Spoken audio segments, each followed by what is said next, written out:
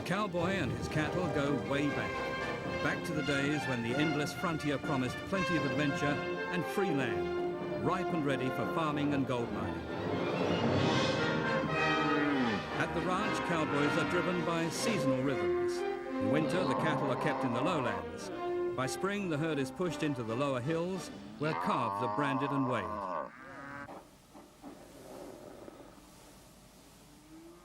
Then it's summer in the high country to fatten up before auction.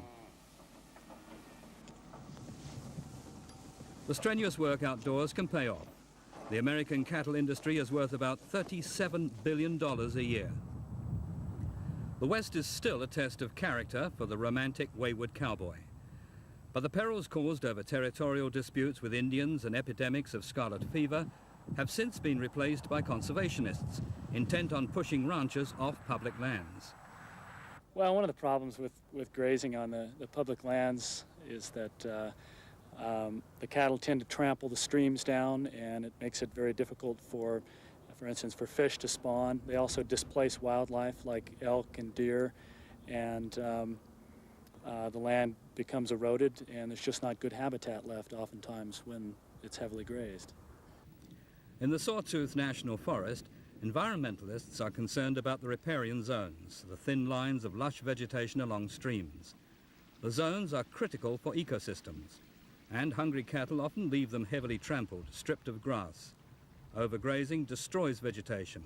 Environmentalists are pushing the National Forest Service to change public policy. Heavy grazing, they say, is resulting in long-term resource damage. Ranchers argue that America's rangeland is in the best condition it's been in for a century. The problem lies with the long-standing practice of allowing cattle to forage on public lands. More than 70% of taxpayer-owned land, about 106 million hectares, are feeding grounds for cattle and sheep. Permits allow grazing in exchange for a small fee, a cost far below the price of private pasture land, and far below the price it costs taxpayers to maintain and restore the damage done by livestock. Critics call this cowboy welfare.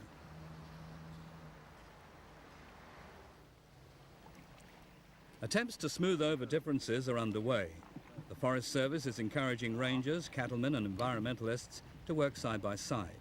Maybe they can solve some of the problems peacefully. We'll say that it's 12 inches, which is pretty close. But each group staunchly stands by its interests. While ranchers learn how to replenish pastures, conservationists say the efforts do little to protect wildlife. Harsh critics have put a new resource plan before Congress. Needless to say, the cowboys don't like it. There's nothing left.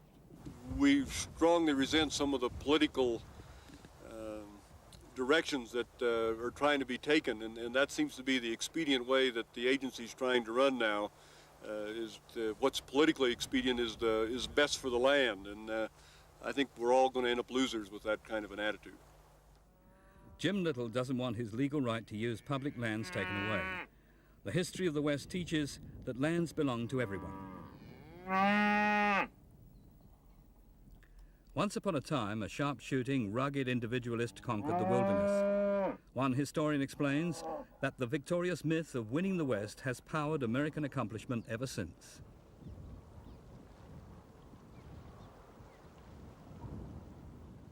Tourists add to the cowboy's dilemma.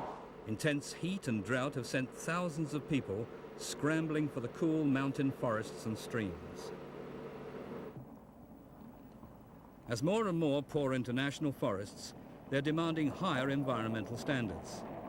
Backpackers and fishermen complain about the cattle grazing along hiking trails and stream beds. Some tourists wonder why their taxes should foot the bill for restoring damaged land they see as meant for recreational use.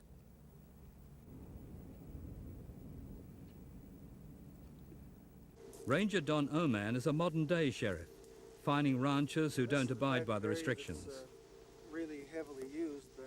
Despite threats made on his life, he values the laws as the only way to save the land. Right near this creek here. So we are in the process now in the Sawtooth Forest of implementing our land use plan, and it calls for better handling of livestock, leaving a certain amount of the vegetation, 50% or so, doing a better job of maintenance of water developments, fences, doing a better job of improving riparian areas, which is the wet zones along streams and springs and rivers. Those are very important areas, a very small percentage of the acreage of the West, and they're used continually by wildlife and livestock as well. So they're very important. We're trying to do a better job with them, better job of stabilizing our watersheds through just responsible livestock use. Conservationists are hoping these rejuvenation projects will work. Signs posted near streams suffering from shrinking populations of trout and salmon serve as reminders to those who love the outdoors. Fishing fans can cast a line, but in many places law dictates they throw their catch back into the water.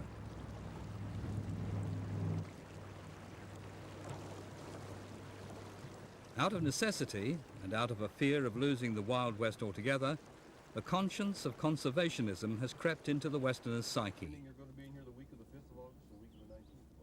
Optimists hope that the passion for land shared by the cowboys and environmentalists will inspire agreeable land use policies. To their dismay, rangers are asking ranchers to realize they aren't living under the same rules as their grandfathers. Roaming cattle on public lands has evolved from a romance to a science. If dedication and cooperation replace rugged individualism, then maybe the West can be won.